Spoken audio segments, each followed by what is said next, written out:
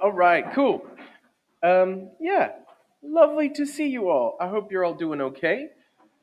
So, the plan for today is to continue building on the stuff that we worked on last week.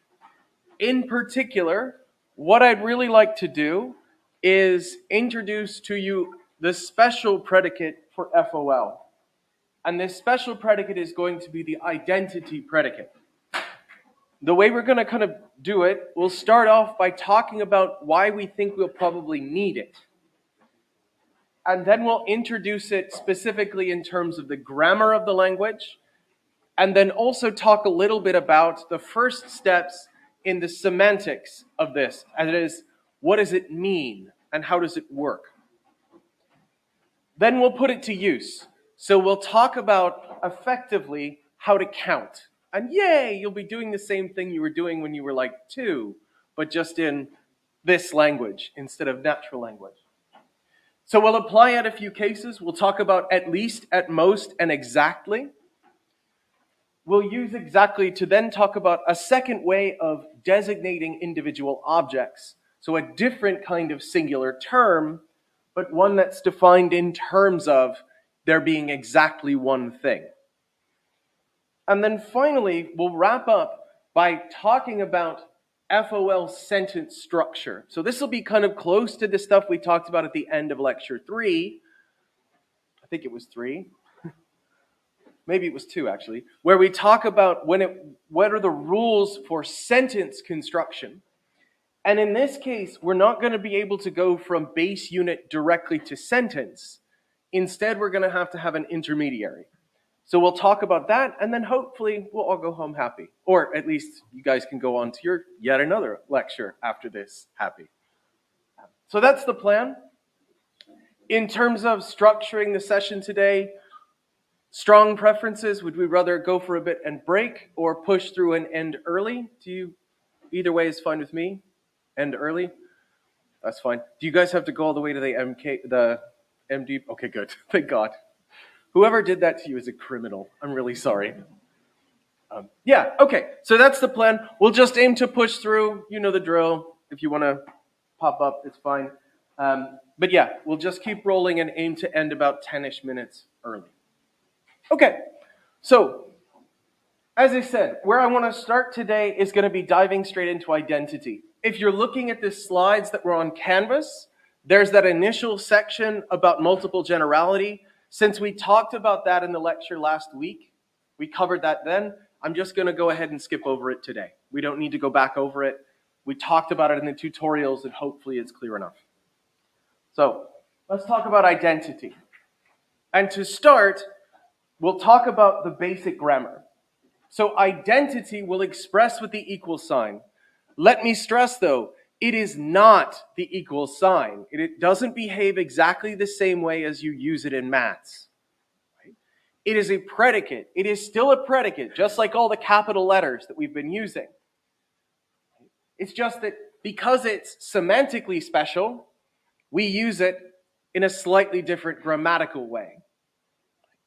So we're going to write it with this equal sign. It's a special two-place predicate. And it's special in the way that we write it and what it means. We write it in between two terms. Instead of, as with all of our other relations, where we write it in front, and then the order that we present the names or terms tells us what gaps they're filling in. In this case, you write it in the middle. So you'll write something like A equals sign B. But it is still a predicate.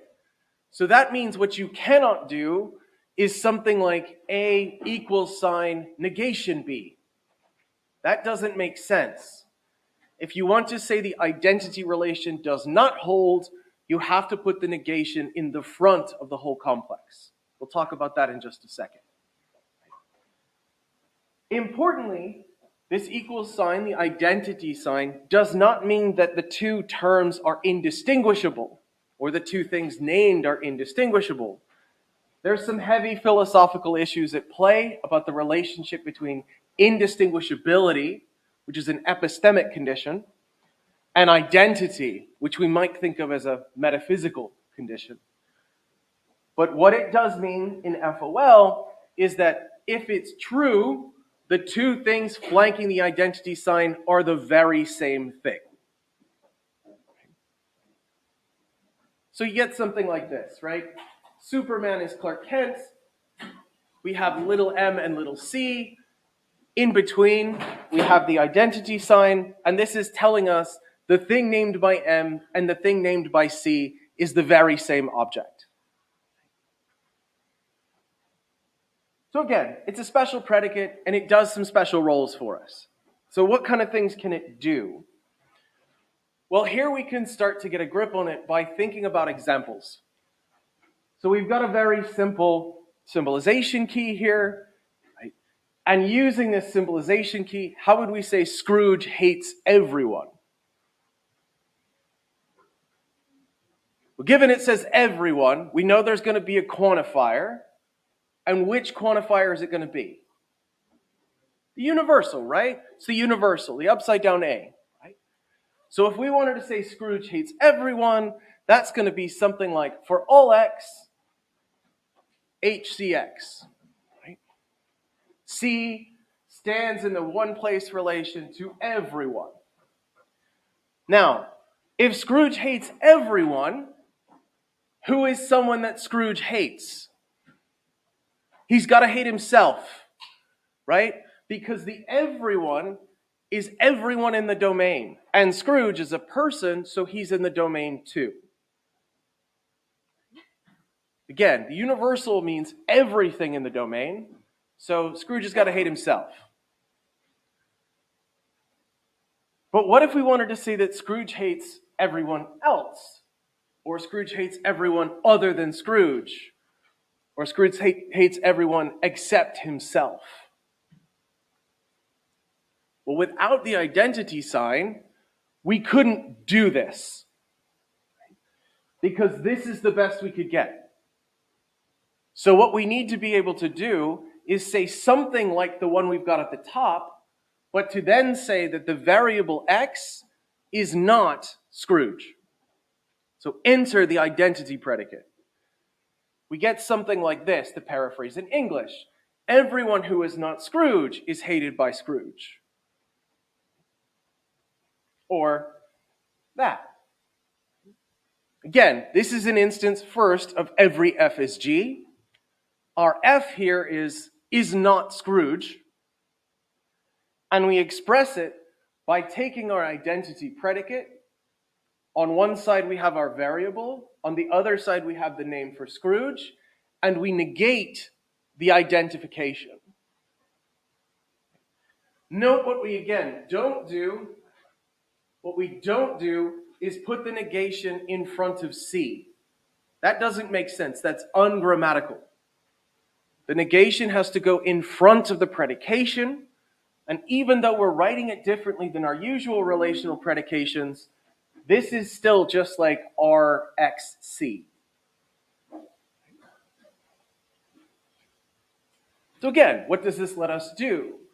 Well, we start to be able to distinguish particular instances or elements in the domain. We can say things like, Scrooge hates everyone else, which we could not do without identity. Okay.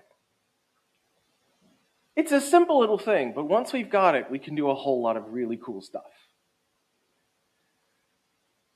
So, some other sentences that turn out to be useful. Slight extension of that symbolization key we have, right? We've got our domain, we've got our hates predicate, we've got Scrooge, we've got Bob Cratchit. Does everyone know who Bob Cratchit is? From the Muppets Christmas Carol, it's the character played by Kermit. Honest to God, I think one of the best movies of all time. If you haven't seen the Muppet Christmas Carol, what are you doing? Go, leave, go watch it now. And everyone knows Tiny Tim, right? People know who Tiny Tim is, at least.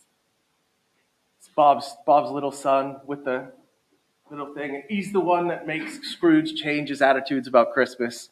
Doesn't matter. Right? Importantly, no one besides Scrooge hates Bob Cratchit. Everybody loves Kermit, right? That's the idea.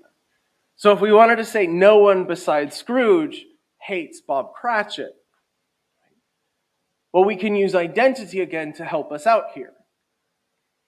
we can say something like this. It's not the case that there is an object that's distinct from Scrooge and is a Cratchit hater. Of course, if we do it this way, what's the other way we could do it? If we have the negated existential conjunction, what's the other structure that we can do for, in this case, no F is G? We have a universal with a conditional and a negated consequent. For everything that is distinct from Scrooge, then it does not hate Bob. Okay. And similarly, if you wanted to say only Scrooge hates Tiny Tim.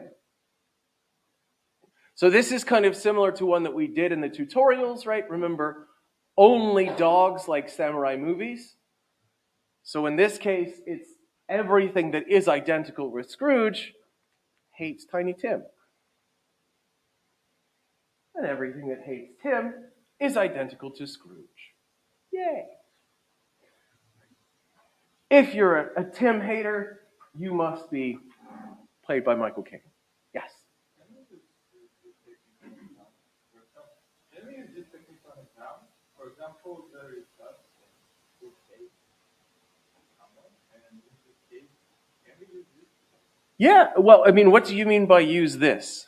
I mean, on previous lectures, when we're trying to do the same meaning with the word, it takes the phrase is to,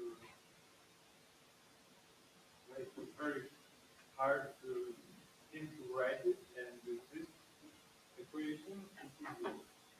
So can we use it? I'm not sure what example that you have in mind there of the harder to write is, to be honest. But maybe it'll come through. So importantly, right, if we've got this kind of symbolization key, sure. But again, what's important here as the example is the use of the identity symbol, right? Yes?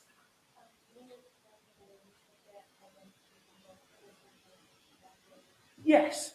So what it's telling us is that for everything in the domain, if it's a Tiny Tim hater, then that thing must be identical to Scrooge. So what happens if we grab anything else in the domain, anything that isn't Scrooge? Well, the consequent is going to be false, because that thing is not Scrooge, right? But importantly, it should also turn out that that thing doesn't hate Tiny Tim.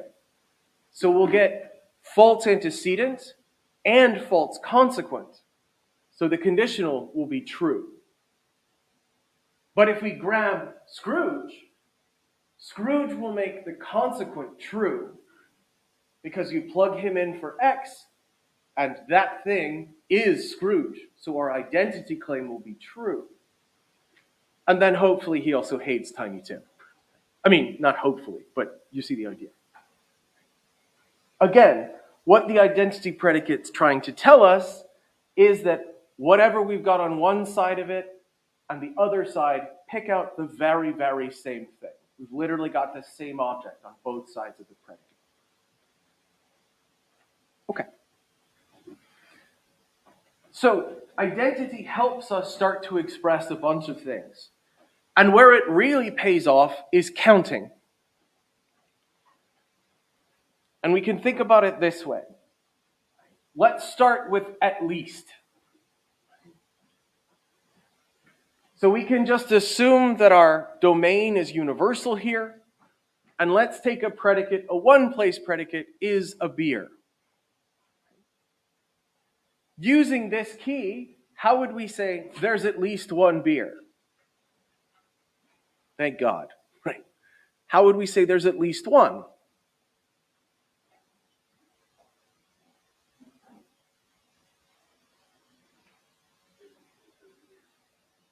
Our existential, right? Our existential tells us there's at least one thing in the domain, and it's a B. Right? There's at least one beer. All right. Not a terribly exciting time, but let's make it slightly more fun and say there's at least two. How would we say there's at least two? Well, first thing, if there's at least 2, how many existentials are we going to need? We're going to want 2, right? We're going to want 2. So we might try and write it this way. But this doesn't quite get the job done. And the problem here isn't that we have 2 grabbers, it's that if we only have 2 grabbers, nothing prevents them from grabbing the same thing twice. Again, if you think about the metaphor of something like the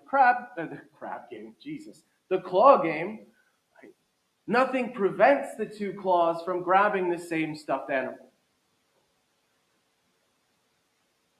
So if we just write this doesn't guarantee that there's at least 2 beers. What we need to do is prevent this case, where we could plug in the very same object for X and for Y. So how do we do that? How do we guarantee that our 2 grabbers are different? Yes?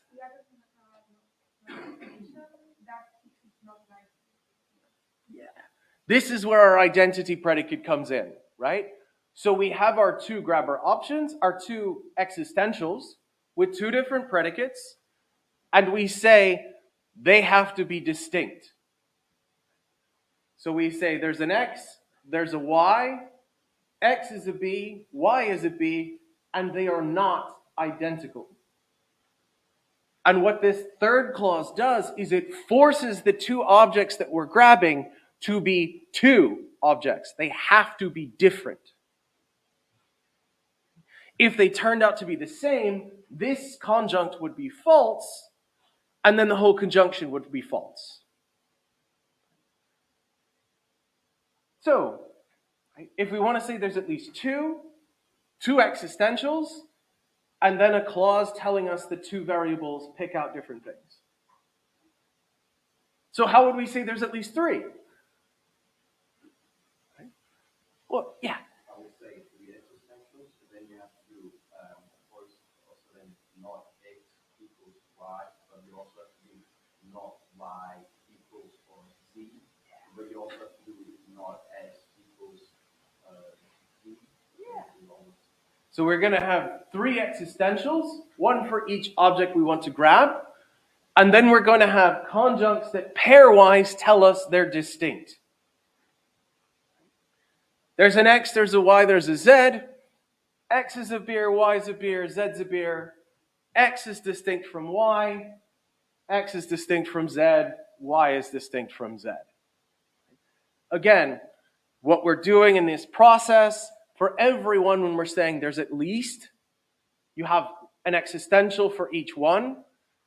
And then once you get past, you need to pairwise mark them as distinct.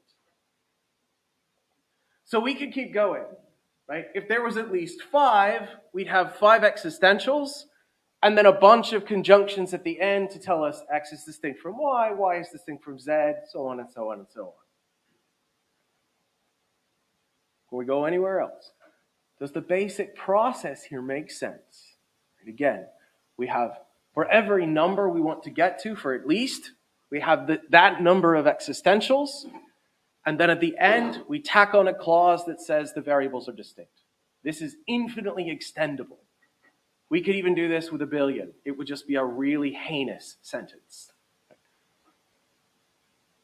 Okay, so there's at least. Note, what at least does is it sets the floor. It sets the minimum number that there has to be. So what if we want to go the other way? What if we want to say at most? At most sets the ceiling. It sets the maximum number that there could be. So if there's at most 1 beer, how many beers could we have? We've got 2 options, right? There could either be 0 or there could be 1. No more. So if there's at most 1 beer, what must there not be? Well, no. So if there's at most 1, 0 is an option, right? Yeah, there couldn't be two, right? There couldn't be two. There could not be at least two, right? If the ceiling is 1, the floor can't be 2. So here's a really easy way to do this, right? If you have at most 1, then it's not the case that there's at least 2. Could be 0, could be 1, but it cannot be the case that there's at least 2. So if you have at most 1, negate at least 2. There's an easy way to go. There's another way we can do this, though. And if you think about it, so if there's at most 1 in our little container, in our domain, suppose we reach in and we grab something and it's a B. And then we reach in and we grab something and it's also a B. If there's at most 1, what must be the case about the things we've grabbed? Well, it must be the same damn thing we grabbed twice. So to put it in slightly complicated terms, right? If you pick anything out and it's a beer, and you reach in and pick something else out and it's a beer, then you must have grabbed the same thing. And we have a tool to express the same thing. We use identity. So the other way we can structure this is you can say this. If there's at most 1, then for all x and for all y, if x and y are both b's, they must be identical. Again, 2 different ways to say basically the same thing.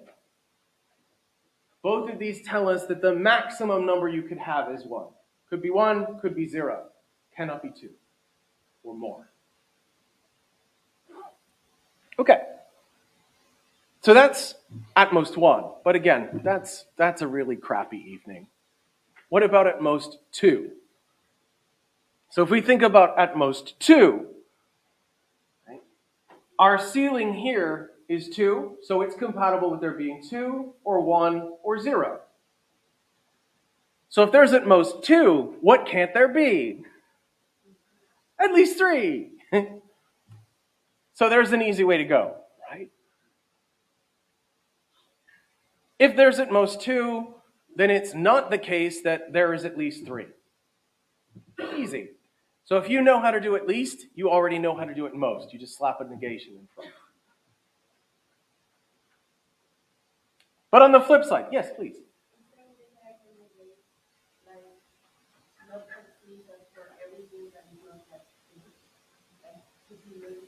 Yeah, to be more than 2. Yeah, but is there a way that I don't have to do like the 3 quantifiers and then I just get everything that is considered to that?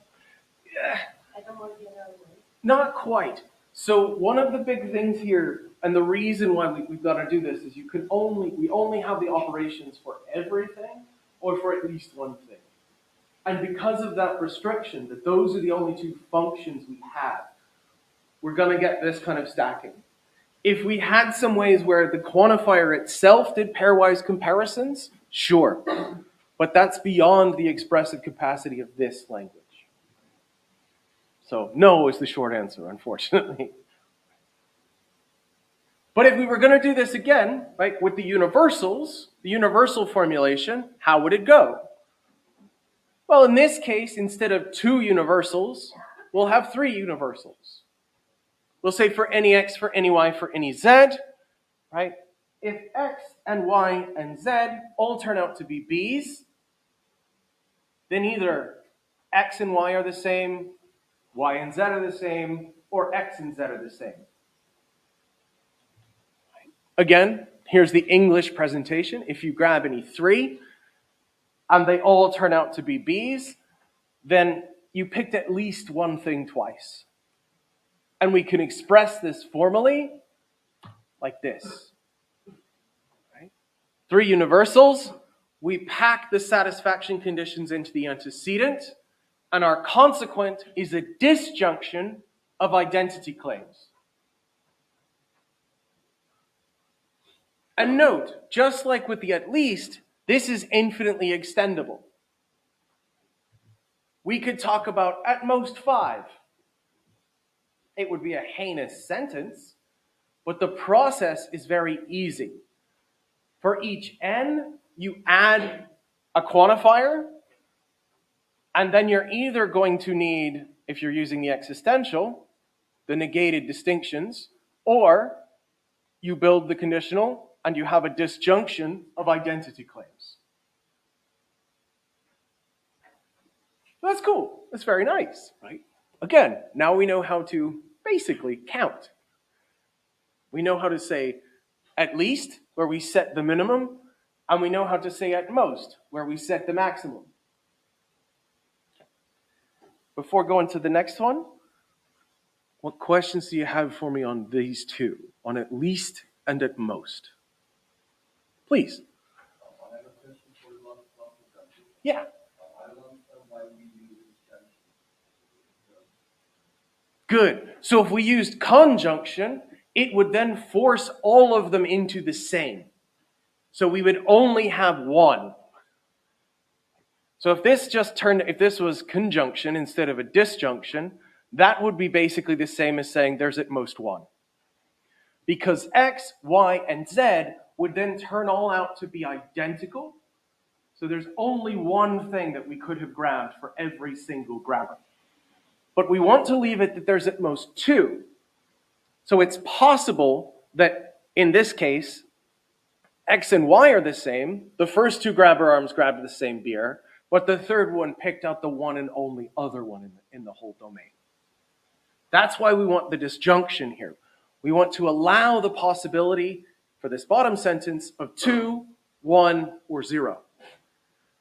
Contrast that with the one above, where at most we could have 1. That's why. Does that make sense? Sorry, that was very quick. Right? Again, what the identity claims do in both of those consequent clauses is it's telling us the thing picked out by these variables is the very same object. So if we want at most there to be 2, we want at least the possibility that 2 of our variables are about 1, and the third one is about a separate one altogether. Yeah. There is not a way to say that all variables are the same or are not the same, or we have to add these clauses. Yeah. We need to have these kinds of things to tell us like that the variables are distinct or that they are the same. you have to like a chain of those every time. There's not a way like to say that every variable is the same. No. Our restriction here, identity, as we read it in this language, only allows for 2 places. And if we want to say that they are distinct or the same, we've got to chain it. That's just how it works out. Right? If we had a multi-place identity relation, we could theoretically do that, right? If we had like a kind of extendable identity, but we don't. The grammar of this is very restricted. Identity is always just what's on the left and what's on the right, nothing else. Okay, cool. So again, what we've done, we now know how to say, here's the minimum, here's the maximum. Let's talk about exactly. If I say there's exactly 1 beer, what's the minimum number? 1, right? The minimum is 1. And what's the maximum number? Also 1, right? So exactly 1 is basically telling us there's at least 1 and at most 1. And that already tells you a way that we can symbolize this. We can just read it as the conjunction of the 2 we know how to do. You take the sentence that says there's at least 1b, you take the sentence that says there's at most 1b, and you stick a conjunction in between them. So there you go. That's a way to go if you want to say exactly 1. Now there's something interesting here. We can simplify this a little. We can simplify this a little because, strictly speaking, we can get rid of one of these universals. we really only need to say there's at least one, and if you grab anything that is one, it must have been the first thing you had. So you can put it this way. There's a thing X that is a beer, and everything that is a beer is identical to our X. So how do we symbolize this? It's going to look very similar to the one at the top, but a little bit cleaner. We can write it this way. There's at least one X, X is a B, and for all Y's, if Y is a B, then it's identical to X. Again, what does this tell us? It's the same thing as up here, just simplified. There's at least one, and there is at most one. These two clauses together tell us that there is exactly one. There's at least one thing that's the X, and for any Y, if Y satisfies our condition, it must be identical to X. Now here's the really nice thing. Right? I've been putting this just simply in terms of a one-place predicate, right, being a B. But of course, that could be as complex as we like. We could put it as, there's exactly one anime fan, for example, where then we would need this complex to be expanded out to, there is something that's an anime, and our X is a fan of that thing that's an anime. We could turn the B into whatever kind of complex we like. As long as the complex is here and repeated in the antecedent here, we're good to go. So what this lets us do now is, again, even better count. We know how to set the minimum, we know how to set the maximum, and we know how to set both of them at the same time in a single sentence.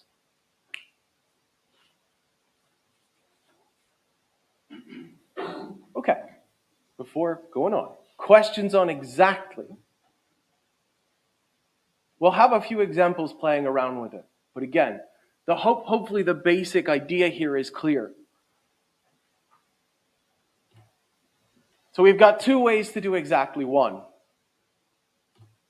How would we do exactly two?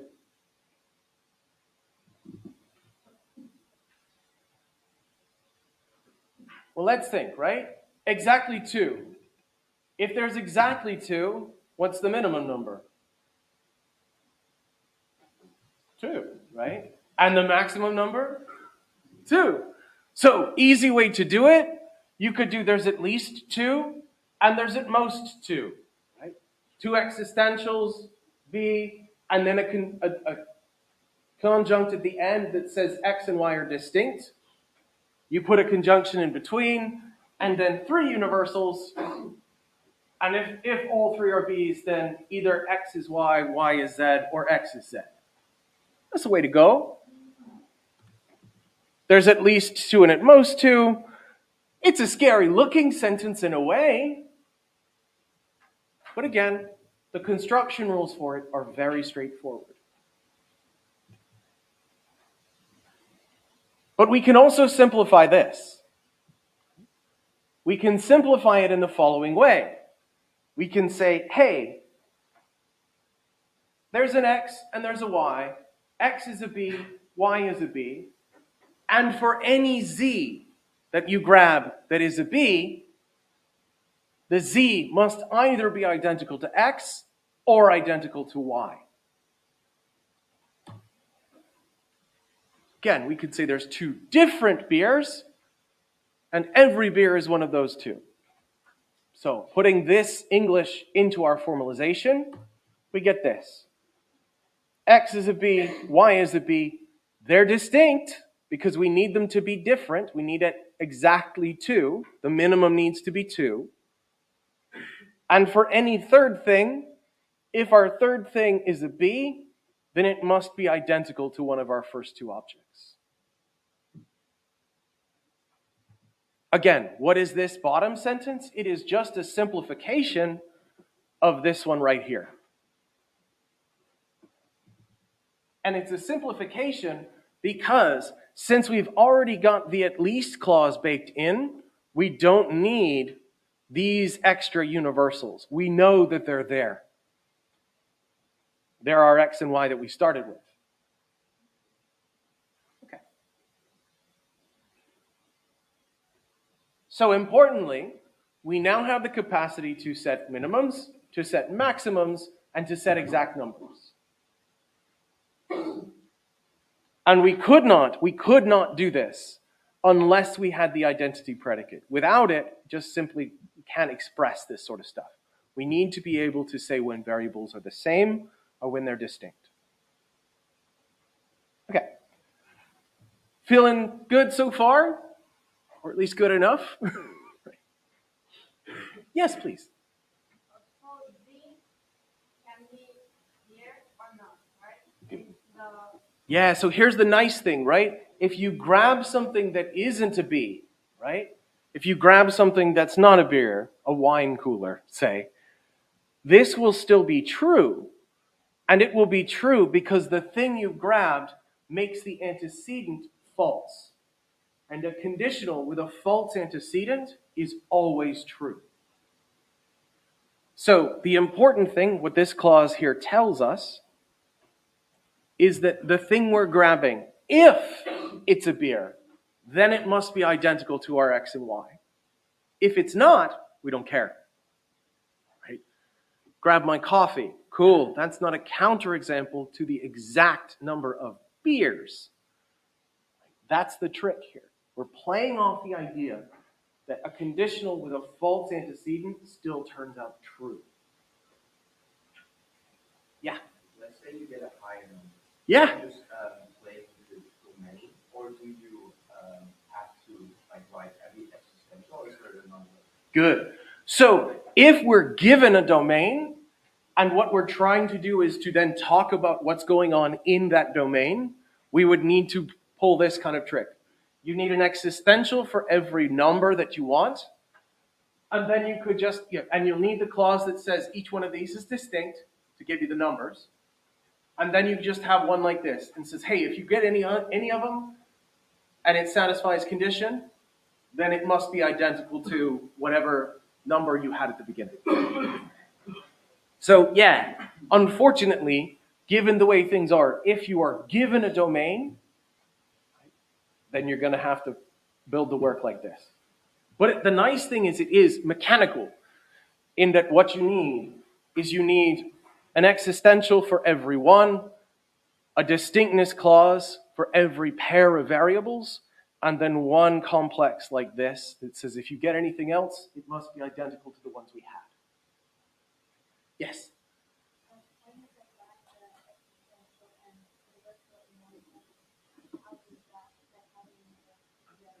Good. So the important thing, right? First, note that every quantifier has the different variable.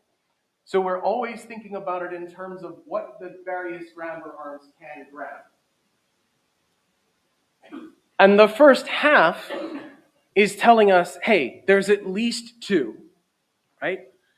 Because we can grab something for the x, we grab something for the y, they have to be different. And in this case, we're saying both of them are b's. Now, what does our universal do? Well, the universal arm, remember, grabs, if you like, every single thing in the domain, and it plugs it in. And in this case, it's telling us, cool, everything in the domain satisfies the sentence in these brackets. And there's going to be two ways to satisfy it. Either you make the antecedent false. So this comes back to the question we had just a second ago. You find something that isn't a beer. Cool, cool, cool. Or you find something that is, which makes the antecedent true. Then we got to do the comparison about the identities. It needs to then be such that whatever we plugged in for the x, whatever we plugged in for the y, they'll slot in here too. And then this third thing we've grabbed, it neither needs to be the thing we grabbed for x or the thing we grabbed for y. Otherwise, the conditional is false. But that's kind of the play here, right? The main operators of this sentence are going to be our two existentials. And this is just a comparison. It's telling us if you found the two that are B's, if you think you found a third one, you've just re-grabbed one of those first two to begin with. Cool. Okay. So let's play around with a few examples. We can extend this indefinitely. You can think about how to do exactly 3, exactly 4, right? Between friends, I will never ask you to do that because it can get pretty heinous. I want you to be able to do at least what we've talked about so far.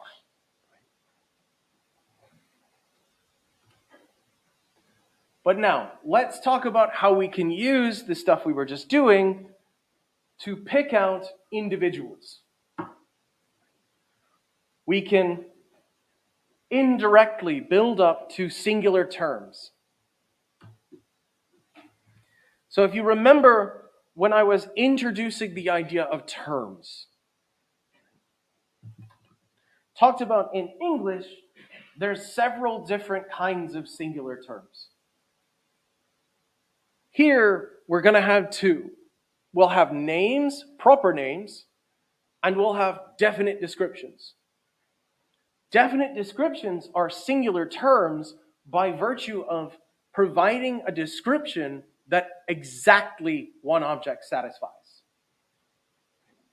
The teacher of this course, there's just me, for better or for worse, right?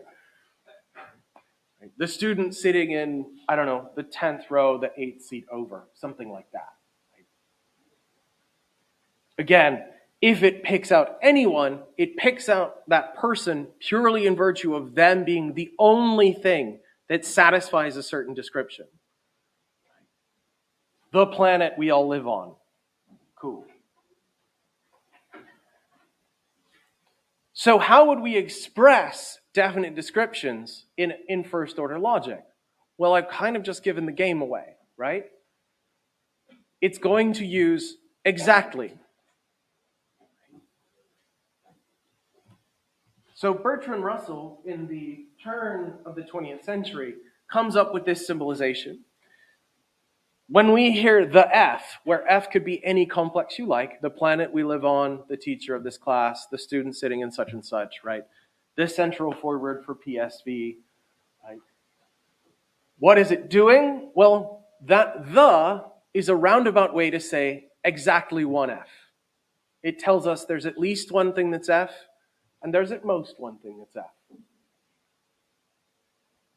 So then if we say that the F is G, we're saying there's at least one F, there's at most one F, and that thing is a G.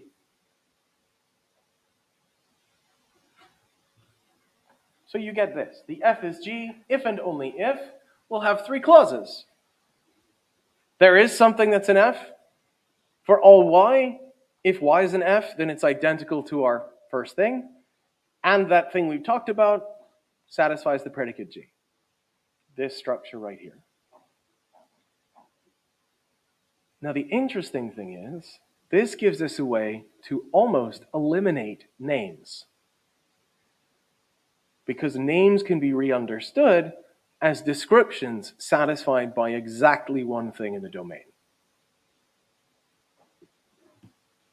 And there was an interesting project that Russell and many other early logicians were interested in, of trying to formulate natural languages in such a way that we get rid of proper names, because they lead to some weird stuff. Unfortunately, it didn't work, but it was still worth trying. But the nice thing is, if you know how to do this sort of structure, you can very easily code things up such that you're picking out exactly one thing from your domain. Find a description that only one thing satisfies, and then have this sort of string go hunt for it.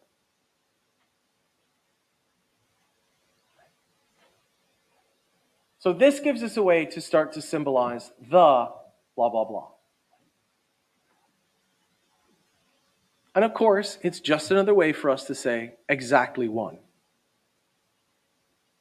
So, let's do some examples. In this case, we've got a symbolization key with our domain is universal. We have little d for Dwayne. We have little m for Miami. We have W is a wrestler. S is a premier sports entertainer. And we have a two-place predicate. One lives in two. So, using this, we can start with just our first one. How would we symbolize our definite description? The wrestler. Given that it says the, how many is there going to be? Exactly one, right? So we can say there's at least one thing that's a wrestler, and at most one thing that's a wrestler. So it gives us this. Again, what does this say? There's at least one thing in the domain, that's a W. For anything in the domain, if that thing is a W, then it must be identical to our original object. There's at least one, and there is at most one. Nice. So our next one. How would we say Dwayne is the wrestler? Well, again, let's start with the idea. Right? If we have the wrestler, how many wrestlers can there be? Exactly one, right? Exactly one. So it's going to take this clause. And now in this case, what do we want to say about our object? About our one and only wrestler? It's Dwayne. And how do we say that?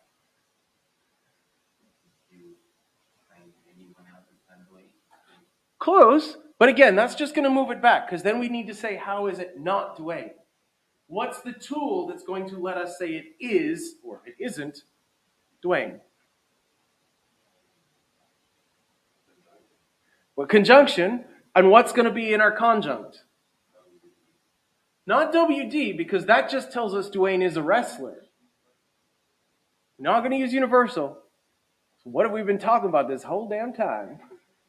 Identity, right? We'll just say that the X is equal to D, right? The X is identical to Dwayne.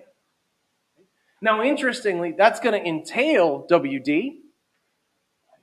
And that's going to entail that if we find anything else that is a wrestler, it's going to be identical to Dwayne, or anything that isn't a wrestler isn't.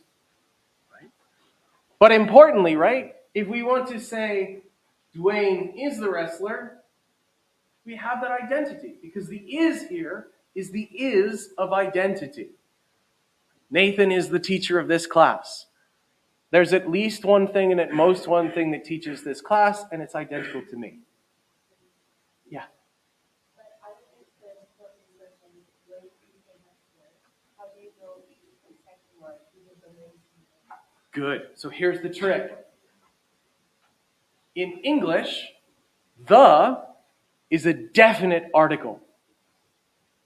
It tells you if you have the F, it's one and only one. What's the indefinite article we would use in English?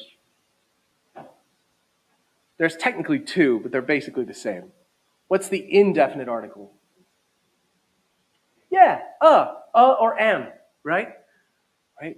So if we had a wrestler, that would just tell us there's at least one. It allows for there to be many, many more. But if you hear the, that is the English definite article. That's why when Russell says, hey, if you see the FSG, you read it as there's at least one and at most one. Because it's collapsing down, or rather perhaps expanding back out, the definiteness encoded in the. Good. Okay. So again, we've got Dwayne as the wrestler. Right? How would we do the wrestler lives in Miami? So again, we could start from the beginning, right? If there's the wrestler, there's going to be exactly one. So there'll be at least one thing that's a W, and at most one thing that's a W. And now what do we want to say about that thing?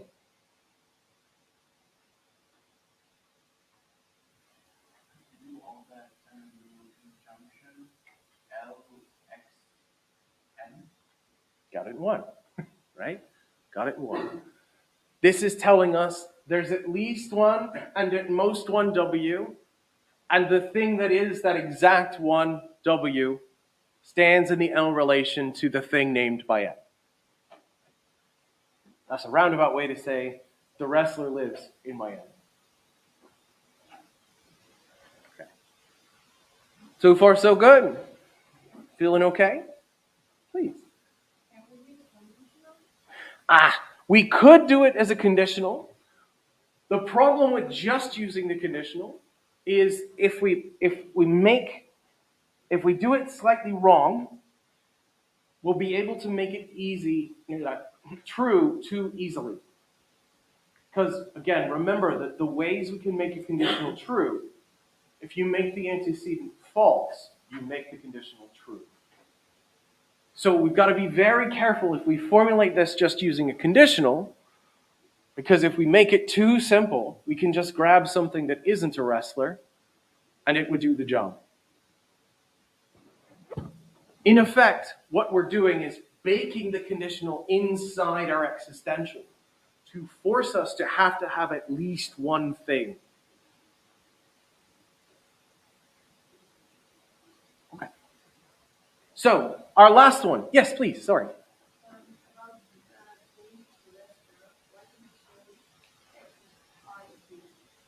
X.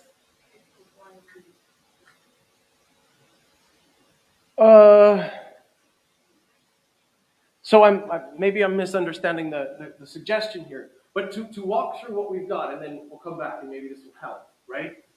Again, what our last little bit here is telling us, the last conjunct, is that whatever thing that we've been dragging through, the thing that is the at least and at most one wrestler, that thing turns out to be identical to the object denoted by D. Now we could, in this case, try some other things. So one suggestion was, why couldn't we say conjunction WD? If we had WD, cool, Dwayne's a wrestler. Well, given that anything is a wrestler must be identical to X, that suggests that our thing is Dwayne. But in this case, we want to wear the identity out explicitly. Now, why do we not want to use the Y here? Is that the question?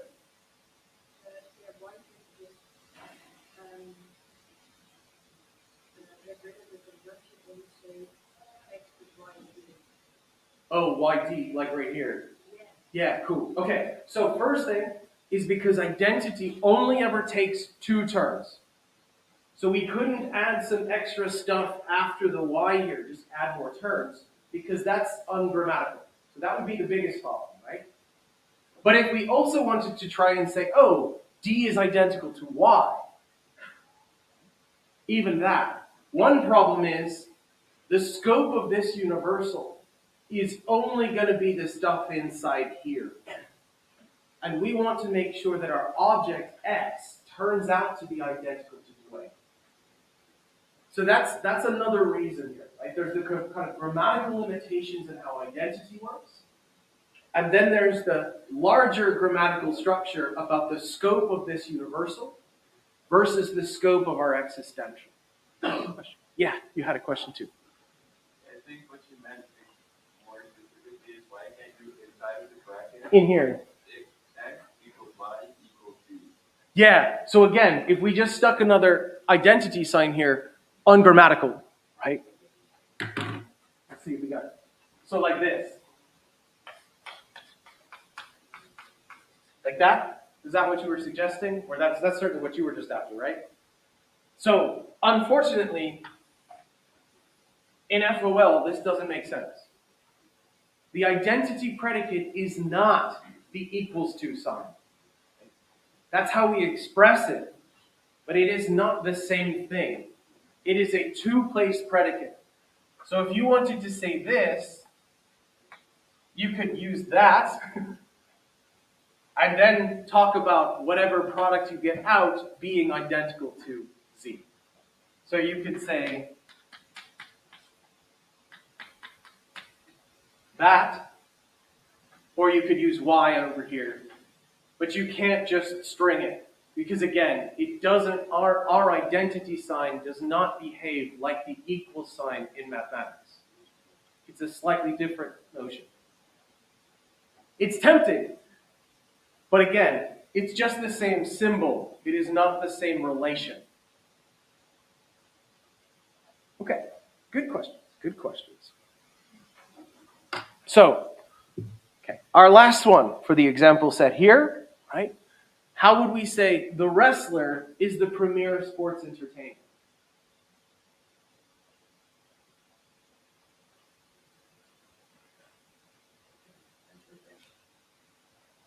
Well, here's an interesting thing, right? What do we have on the two sides of the is? Over here. That's our structure that we've been using. What's on the other side of the is? I heard it, right? It's the same thing, just using a different predicate. So what we're going to have to do here is to say that the one and only W is identical to the one and only S. We're going to have two definite descriptions, and we will say that the thing that satisfies one and the thing that satisfies the other are identical. So we can structure it this way. We'll say there's an X is a W, for any Y, or any Z, sorry. If Z is a W, then it's Rx. So there's at least one and at most one W. We also say there's a Y. Y is a premier sports entertainer. For any Z, if Z is an S, then it's identical to Y. So there's at least one and at most one S. And then finally, because we have both quantifiers in the front and they scope all the way through the sentence, we can say those two things are identical. And it's basically just using the same process. We talk about there being at least one to set the minimum. We talk about there being at most one to set the maximum. And then if you want, you can predicate something of that thing you've identified. But the clauses are always the same. At least one, at most one, and then whatever you want to add.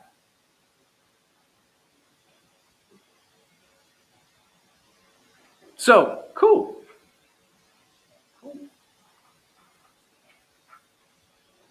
Now, I talk about this because, obviously, when we get to the midterm, I'm going to ask you to be able to do stuff like at least N, at most N, and the F is G.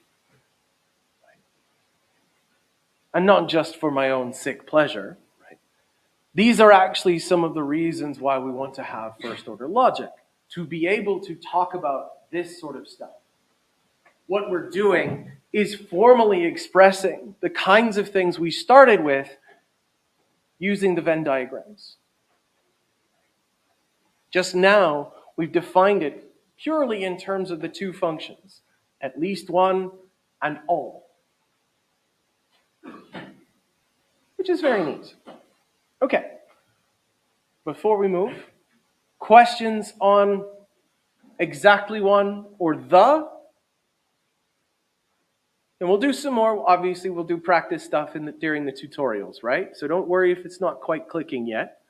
What's important is that we start to get a feel for it. Please.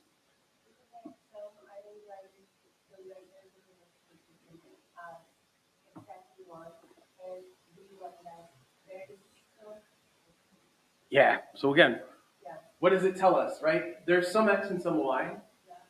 So there's at least one W and at least one S. And then there's at most one W and at most one S. And those two things are in fact the same object. That's what this sentence tells us.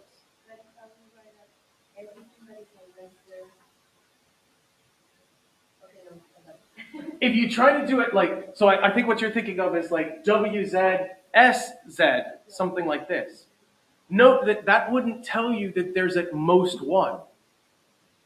What this clause does isn't telling us anything about the relationships between the W and the S predicates. It's telling us there's at most one thing that's a W. That's why we started with the at least and at most stuff. Because when we start talking about exactly one, it is literally the combination of at least one and at most one. That's what that middle clause is doing for us. Okay. Good so far? Please. Yes, sorry. Do you have to write it this way, or can you also just write it as in, what's under the red part, and then copy paste that, and then use like different letters to then talk about the important data, and then say this letter is that. You can totally do it that way too, right? You can totally do it that way too.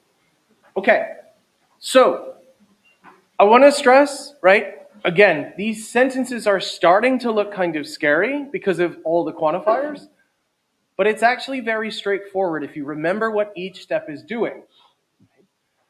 Our existential is the thing telling us there's at least.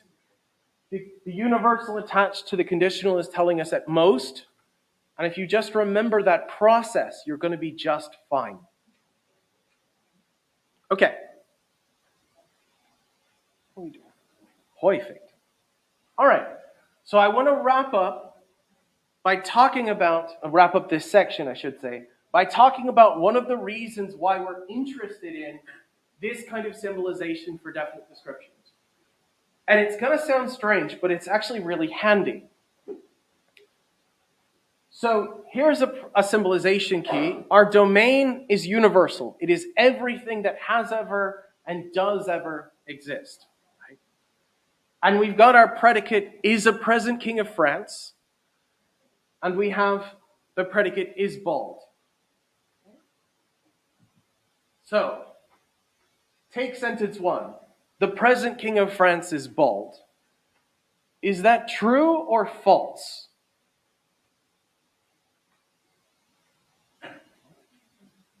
I would hope everyone reasonably is aware, right? The French pretty famously got rid of their monarchy. See? Someone still tried to live out the revolution.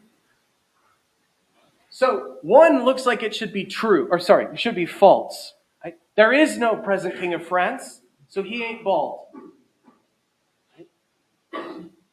Problem. If the present king of France is not bald, then 2 should be true. Again, I just told you, the present king of France is not bald, so that must mean the present king of France is not bald. But that's bad too, right? Because this seems to suggest that there is a present king of France who's hirsute. He's hairy. But that's not right either. It looks like the falsity of 1 seems to suggest the truth of 2.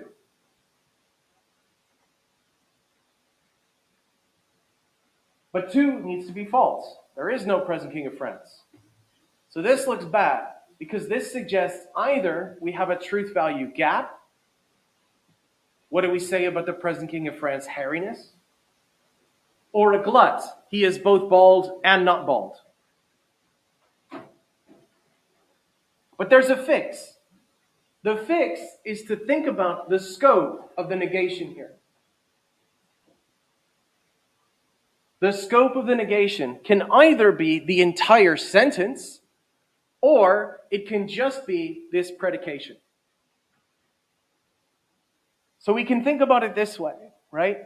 If we do the present king of France is bald, if we symbolize this, it will tell us there's at least one thing that's a K, at most one thing that's a K, and that thing is B. Now, why is this sentence false? This sentence is false because there is not at least one. The minimum is not met. So no matter how hard you look, you're never going to find a K, because there ain't no present king of France. Now, how would we do the present king of France is not bald? Well, if you take it as it's written, you get this. There's at least one thing that's a K. There's at most one thing that's a K. And that thing is not B. Is this sentence true or false? Well, it's going to be false for the exact same reason as 1. The minimum is not met. No matter how hard you look, you will not find a present king of France. But finally, what about 3? It's not the case the present king of France is bald. Well, the structure here is explicit. Right?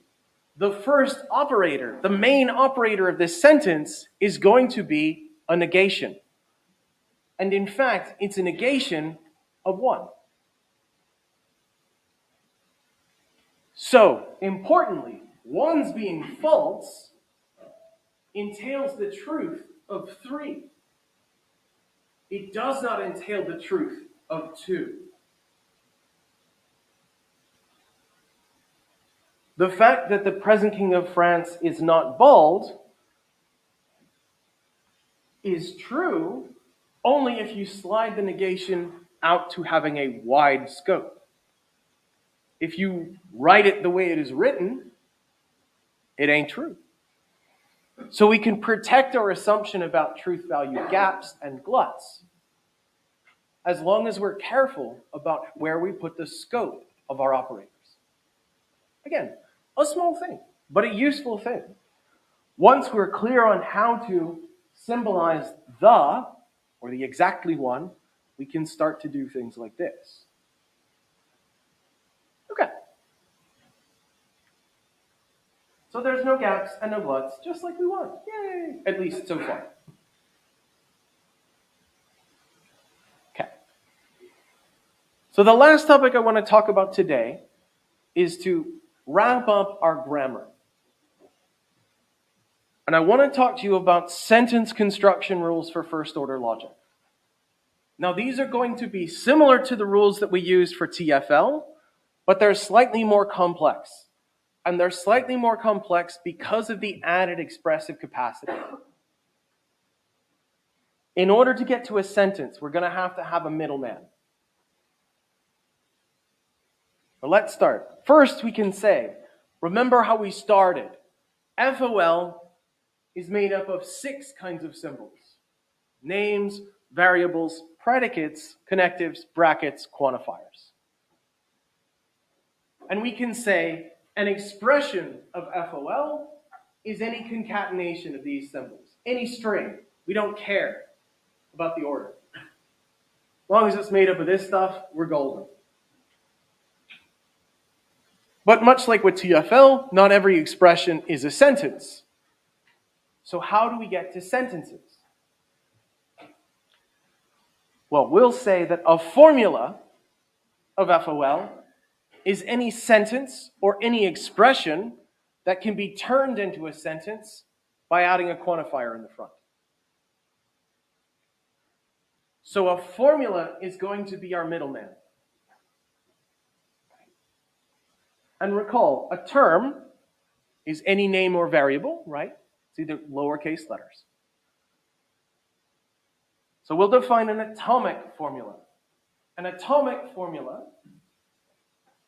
if R is an n-place predicate, T1 through Tn are n terms, then T1, or it's R, T1, Tn is an atomic formula. This is just a really fancy way of saying if you have a predicate, a one-place predicate, then the predicate plus any term is an atomic formula. So it could either be a name or it could be a variable. And if you have a two-place one, then you need to have 2 terms. And if you have a 3-place one, you need to have 3 terms. Second clause, if T1 and T2 are terms, then you can put the identity predicate between them. We just add this because we write identity differently. Finally, nothing else is an atomic formula.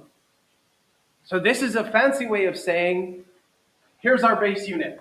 It either looks like this, or it looks like this.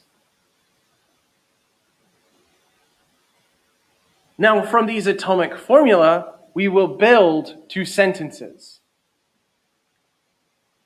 Here's some sample atomic formula. Again, just to give you an idea.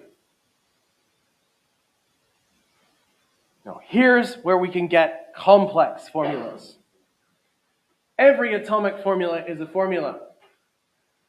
If sexy swash font A is a formula, you can put a negation in front of it. If sexy swash font A and B are formulas, then you can put a conjunction. You can see what these clauses look like. They're the exact same construction rules as we had for TFL. Right up until number 7. 7 and 8 are where we get something interesting and new. 7 tells us if you already have a formula that contains a variable and it doesn't already have a quantifier associated with that variable, you can add a quantifier to it. So to unpack that, again, let's take our fx. Fx is an atomic formula. Now, importantly, this variable is not already associated with any quantifier. So that means, according to clause 7, we can stick a universal in front of it and get a formula. From the atom to this complex. Similarly, by clause 8, we can take this and we can stick the existential in front of it. Again, from the atomic to the formula. What 7 and 8 do not let us do is take this and add another quantifier with a variable not already appearing.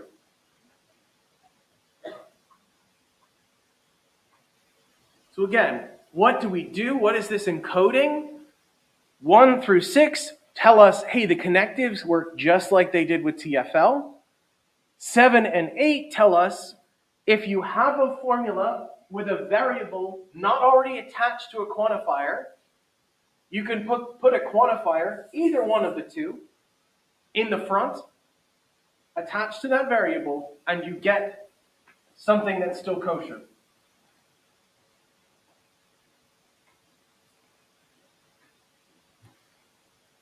So you get this kind of thing, some sample FOL formula, but these bottom ones are not. Why are these bottom ones not formula yet? Or not properly? Take our second to last one. In this case, the existential here was misadded. The variable x was already associated with this quantifier, so there was no way to build this bit of the sentence. It was impossible. And the same thing here. Right? This variable was already used up or attached to this existential function, so there's no way we could have added this universal attached to the x. The thing to remember here is that the variables are just labels for gaps. Quantifiers tell us how to fill the gaps, and we cannot have multiple functions attached to the same variable. That's what 7 and 8 are preventing. So now we have a way to get complex formulas, right? So we can then say the main logical operator of a formula was the operator introduced last. The scope is the sentence for which, or sub-sentence for which operator is the main logical operator. Same just as we did with TFL. Now the trick is that many formula are not sentences, and the thing that is going to make a difference is whether every variable is attached to a quantifier. This is a formula, but it is not yet a sentence. And it's not a sentence because we don't know yet what function we're supposed to replace the variables with. But as soon as we add the quantifier, as soon as we say how you can replace every occurrence of the variable, you've got a sentence. You've said something complete. So that's the trick. Formula are almost sentences. We can make it explicit by saying a free variable is any variable not bound, and a bound variable is one that's attached to a relevant quantifier. So for example, if we look at our bottom one here, where's the free variable here? We look at this bottom one.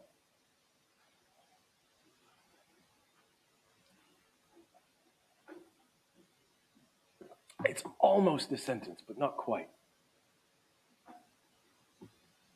So if we look, we can go through, right? Our y's are always going to be associated with the existential. This quantifier is just scoped over here, so every x is cool. This quantifier scope is just this fx. So where's the free variable? It's our x here. This x isn't attached to a function, so we don't know how to replace it. So what's a sentence then? A sentence of FOL is any formula that contains no free variables. That is, if there's a variable, it must be attached to a quantifier so we know how to replace it. That's a really complicated way to approach the idea. But again, the core thought here is that if we've got a variable, we must know what is the associated replacement function. Is it that there's at least one thing we can plug in, or is it that everything can be plugged in? If we don't know that, then we cannot process the sentence.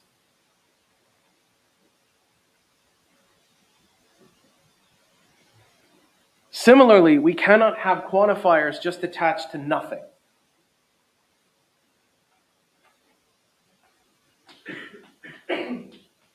So for example, could this be a sentence?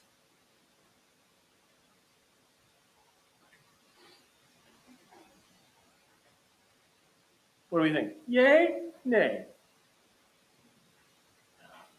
So the problem here, there's no free variables, right? There's no free variables, but importantly, the construction rules would not allow this.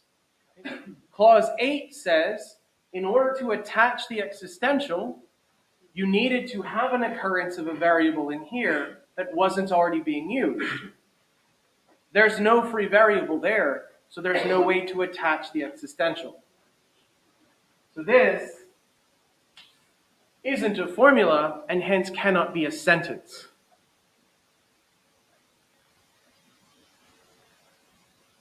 Now, to be clear, the reason why we have to have the middleman and the reason why the sentence construction rules are so much more complex is, again, the gain in expressive power.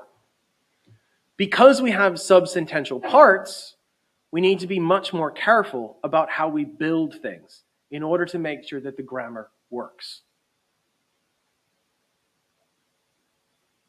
Okay. So, nice thing to say here is, good job. Now you're already fluent in a second language. Yay! We haven't even made it halfway through the semester. What we've done now is we've exhausted all of the grammar for first order logic. We now know how to be able to predicate of particular individuals. You use names. We know how to predicate across everything. We use the universal. We know how to predicate with the existential to say there's at least one. We also know how to say at least n, at most n, and exactly n. What we don't know how to do yet, hang on, give me 2 minutes. What we don't know how to do yet is know when these sentences are true or false. And the aim for next week is to do that. Now, it's really important to note the kind of thing I'm going to teach you about evaluating these sentences is going to be limited. And the reason why it's limited is that, frankly, there will be no way to perform certain functions. And we'll talk about why. So that's the topic for next Monday. But of course, this coming week, we'll work through a bunch of the symbolization stuff to get clear on at least, at most, and exactly. Importantly, have a lovely rest of the week, guys. And we'll see you all in the various tutorials.